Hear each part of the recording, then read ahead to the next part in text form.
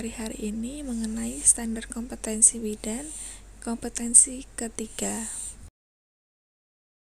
Asuhan konseling selama kehamilan, pengetahuan dasar yaitu anatomi dan fisiologi tubuh manusia, siklus menstruasi dan proses konsepsi, tumbuh kembang janin dan faktor-faktor yang mempengaruhi, tanda dan gejala kehamilan, mendiagnosa perkembangan normal kehamilan, komponen riwayat kesehatan, pemeriksaan fisik,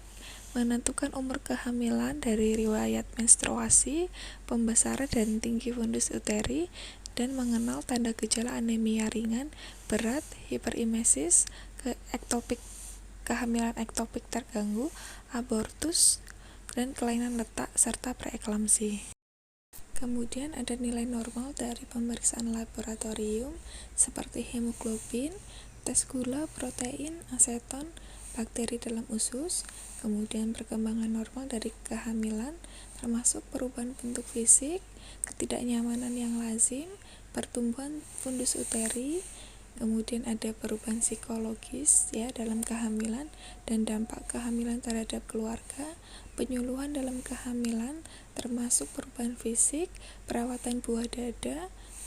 ketidaknyamanan, kebersihan, seksualitas, nutrisi, pekerjaan, dan aktivitas seperti senam hamil.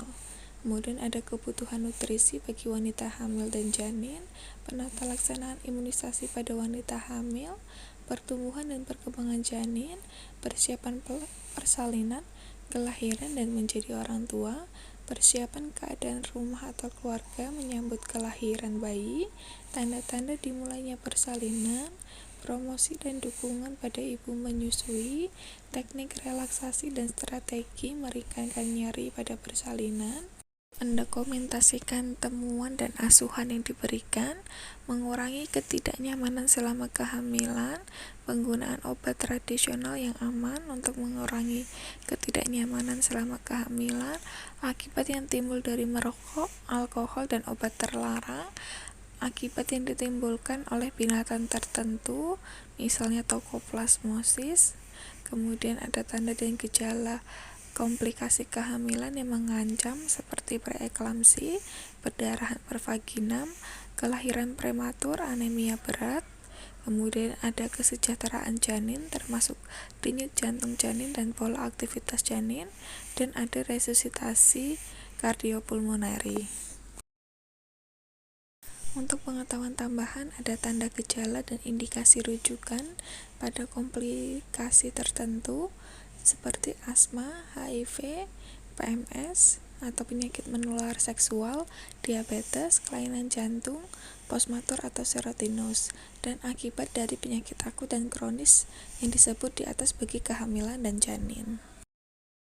Untuk keterampilan dasar ada mengumpulkan riwayat kesehatan dan kehamilan dan menganalisa pada setiap kunjungan atau pemeriksaan ibu hamil,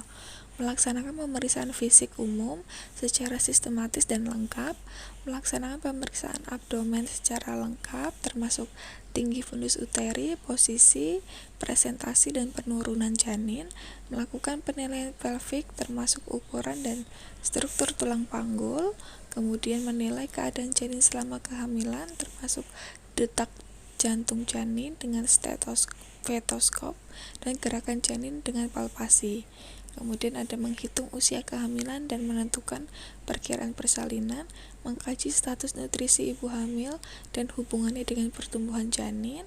mengkaji kenaikan berat badan ibu hamil dan hubungan dengan komplikasi kehamilan, memberikan penyuluhan pada klien mengenai tanda bahaya dan serta bagaimana menghubungi bidan, kemudian melakukan penata laksanaan kehamilan dengan anemia ringan, hiperemesis gravidarum tingkat 1, abortus iminen, dan preeklamsi ringan.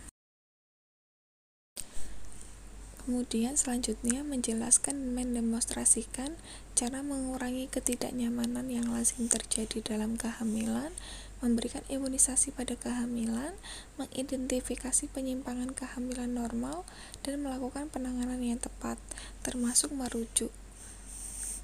dari kekurangan gizi, pertumbuhan janin yang tidak adekuat, preeklamsi berat dan hipertensi, perdarahan pervaginam, kehamilan ganda pada janin kehamilan aterem, kelainan letak pada janin kehamilan aterem, kematian janin, adanya edema yang signifikan, sakit kepala berat, gangguan pandangan, nyeri epigastrium yang disebabkan oleh tekanan darah tinggi, ketuban pecah sebelum waktunya, persangkaan polyhydramnion, diabetes mellitus, kelainan kongenital pada janin, hasil laboratorium tidak normal, persangkaan hidroamnion, kemudian ada kelainan letak janin, dan infeksi pada ibu hamil seperti penyakit menular seksual, vaginitis, infeksi saluran kemih, dan ada penyakit saluran nafas. Nah, itu dia kompetensi 3, yaitu kompetensi mengenai asuhan konseling selama kehamilan. Terima kasih semuanya. Assalamualaikum warahmatullahi wabarakatuh.